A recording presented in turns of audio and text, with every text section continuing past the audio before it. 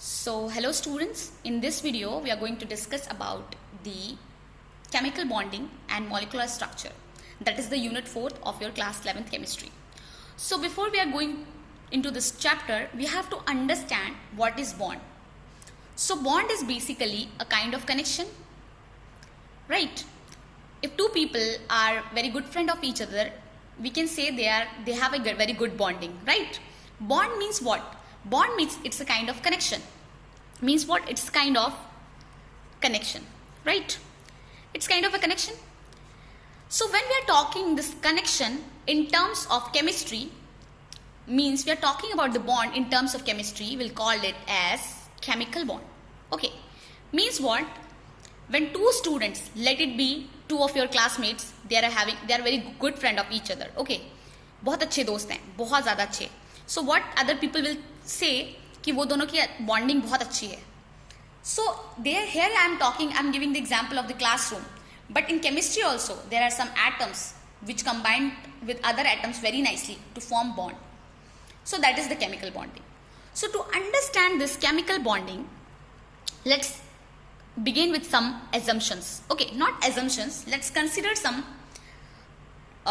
things. Okay, so in this case, what is a chemical bond? To understand what is a chemical bond, हम दो चीजें consider करेंगे. Okay, we'll first consider the case of an ions.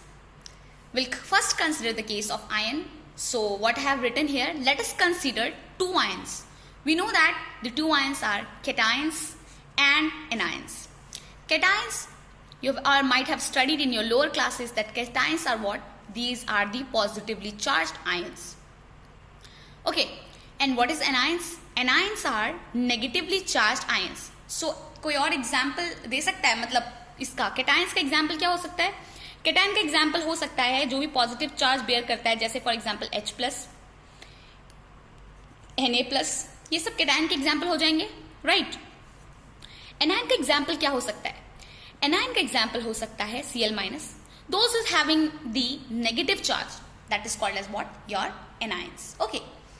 Now what happened? This cation and anion combine together to form what? A compound, right? How they form that compound? See, when we have a cation, we have an anion. As we know that cation having a positive charge, anion having a negative charge. Means what? There will be what? There will be electrostatic force of attraction that hold the both cation and anion together. जब इन दोनों के बीच में electrostatic force of attraction act करेगा, attraction इसलिए हो रहा है क्योंकि एक पॉजिटिव चार्ज है, एक नेगेटिव चार्ज है. सो जब इलेक्ट्रोस्टैटिक फोर्स ऑफ अट्रैक्शन इस प्लस साइन और इस नेगेटिव साइन के बीच एक्ट करेगा, then only the compound will form, right? And this force of attraction is basically called as what? Your chemical bond. Here I have written the force of attraction which holds ions. Let it be it is a positive cations, one is the negative anion. So means what? The force of attraction which holds ion together to form a bond, and this bond is called as what? Your chemical bond. Okay. So that is your chemical bond. Okay. Now let's take an example of NaCl. Okay. You all familiar with the word NaCl, that is a common salt. Okay. So NaCl, in the NaCl, what is cation? Na plus is cation. Cl minus is anion. Have you ever wondered why we are able to form this compound? This compound exists as NaCl. How this is forming? There is a force of attraction acting between what? The sodium ion and the chloride ion. Okay, that's why, and that force of attraction is called as what? A chemical bond. Now I think it is clear to all of you. Now we'll move to the second part, our second consideration. So the second consideration is, similarly, let us consider two atoms. Okay, in the above case, we have considered about what? We have considered about ions. But in this case, we are going to consider about atoms. So let us take two atoms. Atom 1 and this one be atom 2. These two atoms will be together with the force of attraction also. Again, how come it is possible? It is here written only even between these atoms there will be what? Some attraction. Not that much of strong attraction that is in case of the your ions, but in atoms also there somewhat kind of force of attraction is acting between. Just imagine if you have a atom of hydrogen, it is H. If you have a molecule of hydrogen, means what? It is H2. So when we are taking this H atom of hydrogen, H atom of another atom, means if you are taking one hydrogen atom और यहाँ पर आप दूसरा hydrogen atom ले रहे हैं, then what it will form? It will form H2. This H2 is formed by what? There is a force of attraction between the two atoms. Because of that only this H2 has formed. Okay, and this force of attraction is called as what? The chemical bond. Means what we have discussed so far, the force of attraction which hold atom together in a molecule, means the atoms are what? H2 what? It is a molecule. So what is the atom in that H2 molecule? H, and H is the atoms. This is only written here. The force of attraction which holds the atom, means this atom together in a molecule, this is the molecule, is called as the chemical bond. Now I think this is clear to you. In case of ions we have discussed what is a chemical bond. In case of atoms also we have discussed what is a chemical bond. Now from this we can draw what? A final conclusion. Okay, so what is the final conclusion of this? So the final definition of chemical bond is the force of attraction. It is again the force of attraction which holds the atom, or you can say ions, together in a molecule is called your chemical bond. Is called your chemical bond. Okay. Means what? I have said the force of attraction which hold atoms. Means in case of ions also, NaCl is getting held by what? A force of attraction. That is also a chemical bond. In this case of H2 molecule, that is the two hydrogen atoms, here also the force of attraction is acting between the two molecules. So the final definition comes from these two assumption, or we can say these two consideration that we have already considered, that the force of attraction which holds atoms or ions together in a molecule is called as what? Your chemical bond. Got it? I think till here it is clear to all of you. Okay. Now we'll understand what was the cause of this chemical bond. Okay. What is the main cause of this chemical bond? We'll understand. Okay. Now, I have written the cause of chemical combination. Okay. I have written the cause of the chemical combination. So first, why atoms, molecules combine together? The first thing is the reason, that is to achieve the noble gas configuration. जितने भी chemical combinations होते हैं, क्यों होते हैं? वो सब चाहते हैं ताकि वो नोबल गैस कॉन्फ़िगरेशन अटेन कर सकें. क्यों नोबल गैस कॉन्फ़िगरेशन अटेन कर सकें? बिकॉज नोबल गैसेस की आउटर मोस्ट शेल में हमारे 8 इलेक्ट्रॉन्स होते हैं, और जिस भी एलिमेंट के आउटर मोस्ट शेल में 8 इलेक्ट्रॉन होते हैं वो बहुत स्टेबल होता है. So first point is to achieve the noble gas configuration. Now we'll look into what all the noble gases are there. So helium, neon, argon, krypton, xenon, radon. You can remember is he never arrive. This is Kr, xenon, Rn. You can call it as cut 0 per run out. Okay. So this is a trick so that you can remember. Okay. What is the order of your noble gases? So they are called as noble gases because the outermost shell of the electrons is having the outermost shell having the 8 electrons. See, in this case 2, 6, 8 electrons. In this case also 2, 6, 8 electrons. In this case also 2, 6, 8 electrons. In this case also 2, 6, 8 electrons. In this case also 2, 6, 8 electrons. Means what? Except this helium, all noble gases have 8 electrons in the outermost shell. But helium is having what? Helium is having the atomic number 2, so it is having the state as 1s2. Means it follows the duplet state. Duplet means what? 2. There will be a capacity of 2 electrons. But the octet state means what? There will be capacity of 8 electron to hold. So helium is the only noble gas that follow the duplet state, and all the other noble gases follow the octet state. Octet state means what? Having the 8 electrons in the outermost shell. Means what? Why we are looking about this all noble gases? Why every substances want to achieve the noble gas configuration? So noble gases are basically chemical inert. They won't react with any of the element. Okay. Because they are in the stable state. Why they are in the stable state? Because their octet is filled to capacity. They don't want to react with any other. That's why they are chemically inert. That's why other elements wants to attain the noble gases configuration, because they are not at the noble gases configuration state. They have 1 electron less, 1 electron more, like that. That's why they want to attain the noble gas configuration. Okay, so we know that as noble gases has 8 electron in the outermost shell. I have already told you. And they are very stable. Also, that's why all the other elements want to achieve the noble gas configuration. If all the other elements also achieve the noble gas configuration, then what will happen? They will get the stability. And life में हर कोई stability चाहता है, हम भी stability चाहते हैं.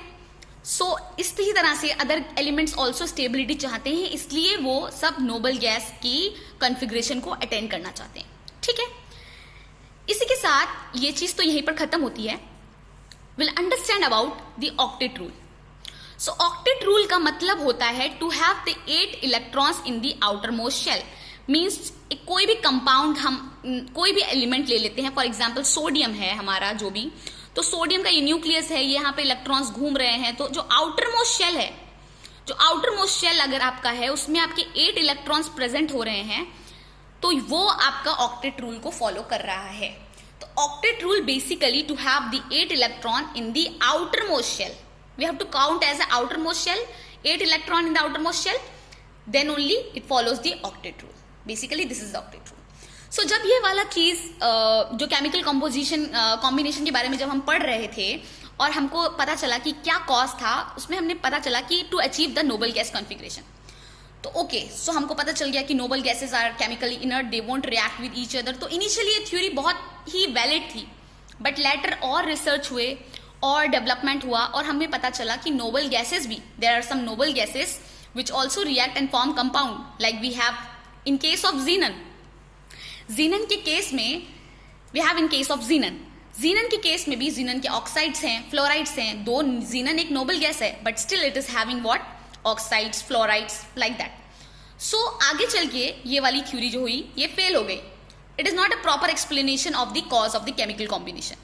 सो will understand what is the main reason of the chemical combination. So the main reason of the chemical combination is what? To lower the potential energy of the system. Okay, how the potential energy getting now you will be confused कि potential energy का concept कहाँ से आ गया. ठीक है, so just एक example consider करो. जब कोई झरना होता है, पहाड़ों के ऊपर से गिर रहा है, ठीक है, तो जब वो पहाड़ के ऊपर से गिरता है या पहाड़ के ऊपर होता है, तो वो क्या होता है? वो बहुत ही अनस्टेबल स्टेट में होता है. उसकी पोटेंशियल एनर्जी, एक पोटेंशियल एनर्जी जो होती है हाइट पे डिपेंड करती है. जितनी ज्यादा हाइट होती है उतनी ज्यादा पोटेंशियल एनर्जी है. Just imagine this is the height. Okay, ये कोई हिल है, यहां से वाटरफॉल हो रहा है. ओके, सो जब वाटरफॉल यहां से हो रहा है तो जो वाटर है वो अपनी हाईएस्ट पोटेंशियल एनर्जी पे है. ओके, जब वो नीचे आएगा, पानी जब नीचे गिर जाएगा, थोड़े टाइम के बाद वो स्टीडी हो जाएगा, स्लोली स्लोली मूव करेगा. क्योंकि जब वो ऊपर से झपाक से गिर रहा है तो क्या हो रहा है? वो बहुत स्टेबिलिटी नहीं है उसमें एकदम भी. पर after some time you will see, थोड़ा आगे जाके पानी स्टेबल, एकदम धीरे धीरे स्टीडी फ्लो उसका हो जाएगा. Okay, so the main reason is what? To lower the potential energy. So ये तो मैंने झरने का एग्जांपल दिया. Like what it happens in case of chemical bonds also, in chemistry also. So the main reason is to lower the potential energy of the system. So इस चीज से हम क्या कंक्लूड करते हैं, इस system will be stable only when it is in its lowest energy. Okay, इसका मतलब यही हुआ कोई भी सिस्टम तभी स्टेबल है जब वो अपनी लोएस्ट एनर्जी में रहता है. जस्ट हम अपना ही एग्जाम्पल ले लेते हैं. जब हम बहुत हाईली एनर्जेटिक होते हैं तो हम क्या करते हैं, इधर उधर कूद फान मचाते रहते हैं, यहाँ जाते हैं वहां जाते हैं. जब हमारा बॉडी थक जाता है, जब हमारी एनर्जी लेवल लो हो जाती है, then will only take the rest, right. तब हम लोग रेस्ट ले लेते हैं. तो मीन्स व्हाट, अगर एनर्जी ज्यादा है तो वो स्टेबल स्टेट नहीं होगा. हमारे केस में भी हम इसको कंसिडर कर सकते हैं. इन सिमिलर वे हम एटम्स के केस में भी कंसिडर कर सकते हैं. जब भी सिस्टम की एनर्जी बहुत ज्यादा है तो वो सिस्टम कभी स्टेबल नहीं होगा. So to get this stability energy should be what, lowest. Okay, I think till here it is clear. Now I will give one more example. Just think, आपने एक रिंग लिया. ओके, आपने एक ring लिया, उसके ऊपर एक बॉल रख दी है, ठीक है. एंड एक और रिंग लिया, उसके यहां पर बॉल रखी है जो कि ग्राउंड लेवल को टच कर रहा है. This is the ground level, ये दोनों ग्राउंड लेवल को टच कर रहा है. तो आप इन दोनों में मुझे बताइए, अगर आप ये रिंग ले रहे हैं और यहाँ पे बॉल रख रहे हैं तो ये वाली चीज आपकी अनस्टेबल होगी, क्योंकि कभी भी गिर सकती है बॉल. अगर आपका बैलेंस अच्छा है तो आपने टिका दिया, उसके बाद तो ये गिर जाएगा. बट अगर इन दिस केस में आपका क्या होगा, बॉल थोड़ी देर तक रुकेगी रहेगी, आपकी बॉल स्टेबल होके रहेगी. क्यों स्टेबल होके रहेगी? अगेन मैंने आपको बताया था, जब भी हाइट आती है, जब भी कोई ऑब्जेक्ट आपका हाइट पे रखा रहता है तो उसकी पोटेंशियल एनर्जी बहुत ज्यादा होती है. सो जब बॉल यहां पर थी, इसकी पोटेंशियल एनर्जी ज्यादा थी. जब बॉल ये ग्राउंड लेवल पे है तो इसकी potential energy is less. So what we can conclude, when height is more, then the potential energy is more. Hence, every element want to be in its lowest energy to attain this stability.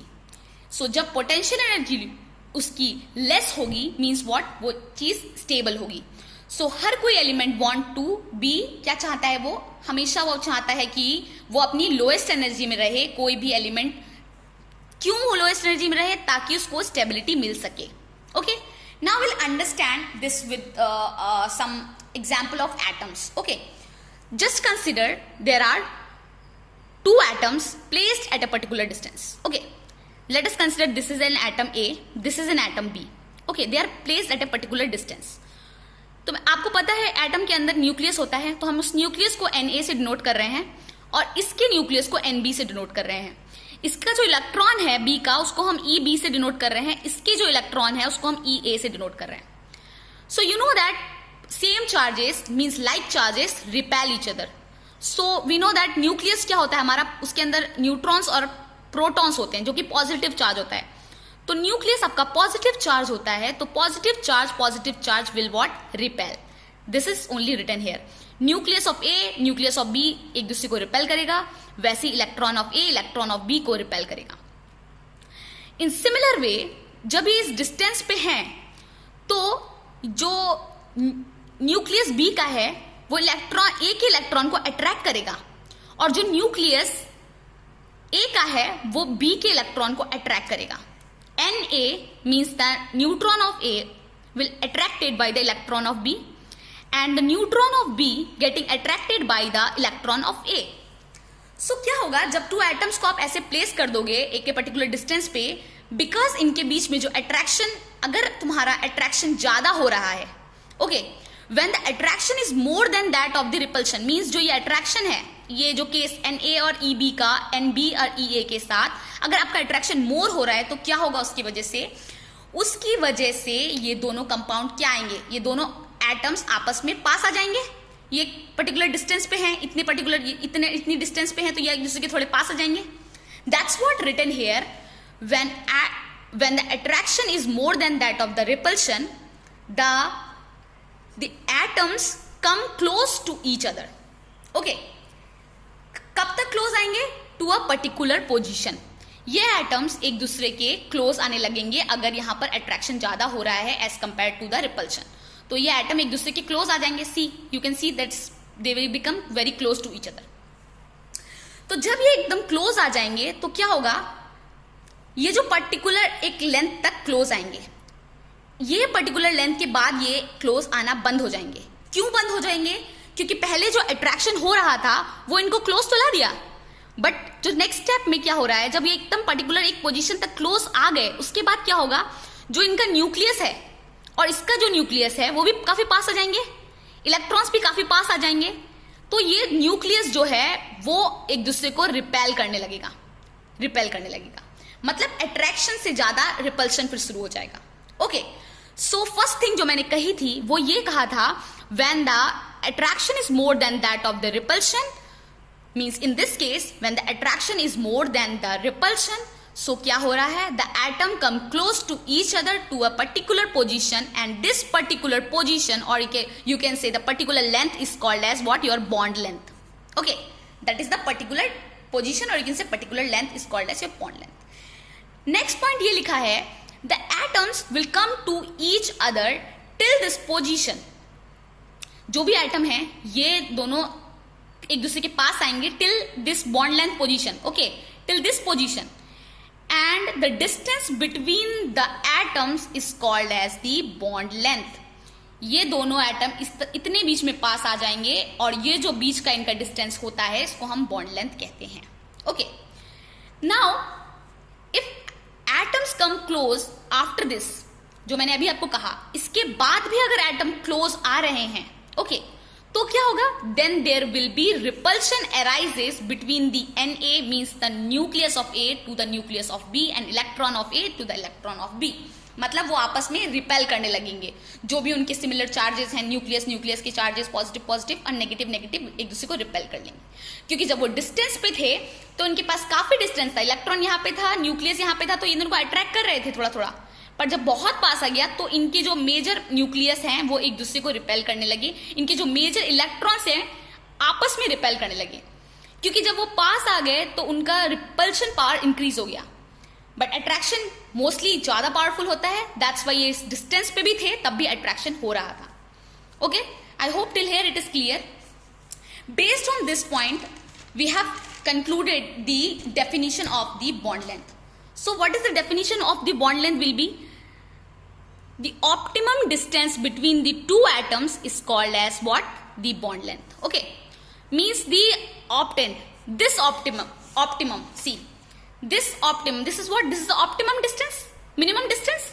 So this optimum distance between the two atoms is called as what? Your bond length. Now we have taken we'll take one example. Okay, not example, we'll take one graph, that is very important graph. You understand this graph? If you have any doubt, let me know in the comment section below. Okay, so this is what? This is the graph. This graph placed between what? In the x-axis we have r is what? The distance between the two atoms. Two atoms are there, right? We have considered previously two atoms are there, A and B. So what is this r? This r is the distance between the two atoms. Okay. And what is Pe? Pe is the potential energy that is in the y-axis. So we have plot a graph between the potential energy and the distance between the atoms. Okay. So distance between the atom is in the x-axis and potential energy is in the y-axis. So what is happening? See, just imagine when your distance between the particle, means A and B, atoms, is at infinity, means what? Just imagine इन दोनों का जो distance है A and B का वो infinity है। ये तो छोटे छोटे एटम्स हैं, इसका डिस्टेंस अगर इन्फिनिटी है मतलब कितना? मान लो ये दो एटम एक दूसरे 100 सेंटीमीटर पर रखे हैं, एक एटम यहाँ रखा है, एक दूसरा एटम 100 सेंटीमीटर रखा है, उन दोनों के बीच में 100 सेंटीमीटर का डिफरेंस है। सो एटम्स तो बहुत छोटे होते हैं, उनके लिए 100 सेंटीमीटर भी इन्फिनाइट जैसा ही बिहेव करेगा, है ना? So what we will do, जब हम इसको r को इन्फिनिटी पे रखते हैं, मीन्स यहां पर ये इन्फिनिटी मान लो, ओके, इन्फिनिटी, क्योंकि आ रहा है ये इन्फिनिटी पे रखा हुआ है, तो उस केस में आपकी पोटेंशियल एनर्जी क्या होती है? पोटेंशियल एनर्जी आपकी जीरो हो जाती है। सी, ये पोटेंशियल एनर्जी का पीक है। पोटेंशियल एनर्जी यहाँ इन्फिनिटी पे, यहां से चलना स्टार्ट किया है आपका पार्टिकल, ओके, ये आपका पार्टिकल का पूरा पोजीशन है, ये चला चला चला चला चला और आपका यहाँ पे मिला, ये आपका 100 सेंटीमीटर ट्रेवल किया, और 100 सेंटीमीटर एक एटम के लिए आपका इन्फिनिटी के बराबर ही है, क्योंकि 100 सेंटीमीटर बहुत होता है एक एटम के पार्टिकल के हिसाब से, बिकॉज एटम का पार्टिकल बहुत छोटा होता है। So at r tends to infinity, potential energy zero. That's what written here. When R tends to infinity means what? For atoms, infinity means what? 100 centimeter, or you can say 200 centimeter, like that. It will be infinity for atom. Then potential energy is what? It becomes zero.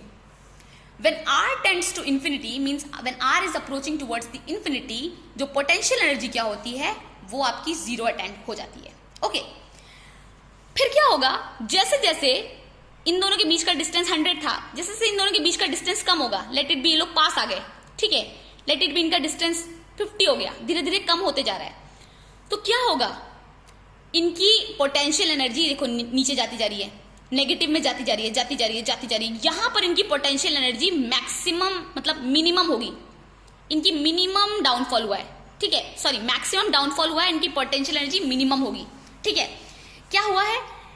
Atom infinity पे था, okay, infinity distance पे थे, दोनों atom के बीच में distance infinity था, उस केस में आपकी पोटेंशियल एनर्जी जीरो थी.